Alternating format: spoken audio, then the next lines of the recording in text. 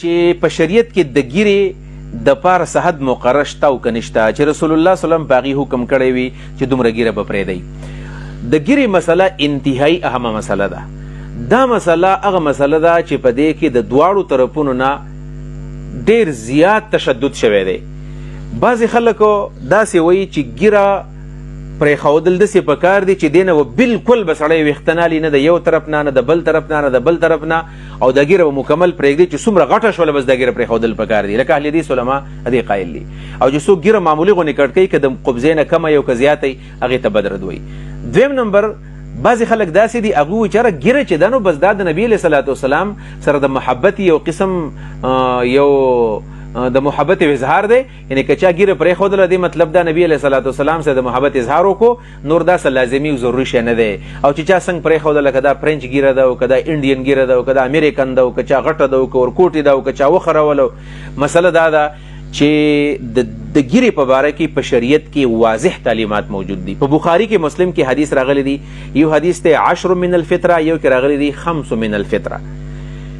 او په دې 10 من الفطره او په دې 5 من الفطره کې د ګیرې مسله باقاعده راغلی ده. یعنې دا فطرت دی باقاعده چې په ګیره باندې الله رب العالمین سړی پیدا کړی دی. د ښځې فطرت دی بغیر د ګیرې پیدا کول، د سړي فطرت دی د ګیرې سره پیدا کول. لهذا ګیره سنت نه ده، ګیره فرض ده. یعنی په دې باب کې نبی علیه صلات وسلام واضح ارشادات زما چې دا مسلم شریف نشته چې ما راغستی وی په صحیح مسلم کې تقریبا 15 قسم روایات په دې باب کې موجود دي چې ارخ اللحا، اعف اللحا، ارجو اللحا، ګیره پرېږدوه، ګیره اوږده کا، ګیرې له لاس مروله، ګیره زوړنده کوي تاسو. دا احادیث په دې باب کې راغلي دي. لهذا کله چې پیغمبر په یو شي باندې حکم وکړي دا فرض دي. لهذا ګیره پرېښودل فرض دي. ګورئ کم نوجوانان چې هغه نوجوانان مستقل تر باندې ټول عمر ګیرې خري، دا ګورئ د الله رب العالمین د طرف نه په یو عذاب کې دا باقاعده گیر دی. دا ډېره ضروري مسله ده.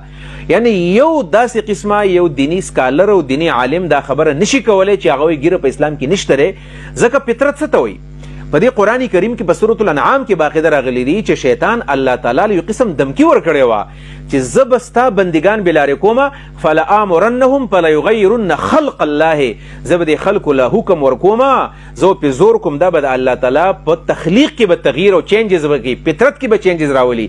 د دې فلیغیرن خلق الله د خلق الله بعضې علما معنا د دین کړې ده چې دین به بدلوي، خو جمهور علمای معنا کوي د خلق الله نه مراد فطرت به بدلوي. نو فطرت حدیث کې راغلي ګیره فطرت دی. لهذا ګیره پرېښودل فرض دي.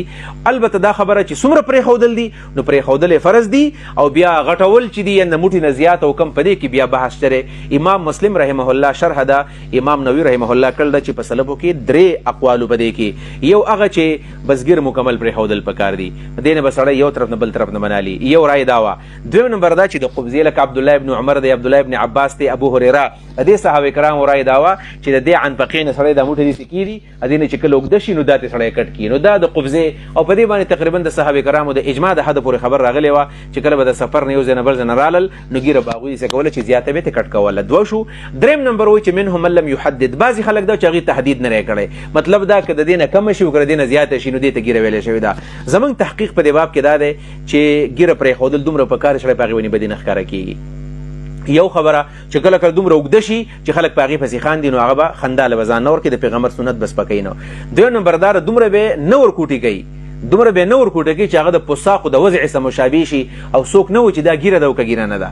یعنې داسې قسمه کار نه دی کول پکار لکه څنګه چې دا فرینچ کټینګ دی وغیره او یا په دې ګیره کې سټایل مایل دی نو دا بالکل ګیره نه ده او دا حرام کار دی. د دې نه علاوه د مفتي کفایت الله صاحب دا خبره لیکله، د علامه عیني رحمه الله لیکله، حسن بصري صاحب هم دا کړې ده چې د قبضې اهتمام که چا وکړو ډېره ښه خبره ده، خو نور که د قبضې نه کم هم ده خو دا مخ پکې خډک باقي د ډک ښکاره کېږي دا بالکل ګیره ده. اوس که څوک ته فاسق وایي د هغه خپل تحقیق ته موږ ته دې ته فاسق نه وایو چې ګیره شته که بونډۍ ده او که ګیره ده خو دا ګیره ده، په دې د ګیرې اطلاق بالکل کېږي خو چې د فاسقانو د وضع سره مشابه نه وي، مخ پکې برابر پټه یو څوک ته ګیره وایي دا ګیره ده. لهذا په دې کې ډېر لوی داسې د اوتار چړاو نه خلکو کار اخیستی دی. دغه په دې کې موږ ته یې صحیح خبره ښکاره کېږي.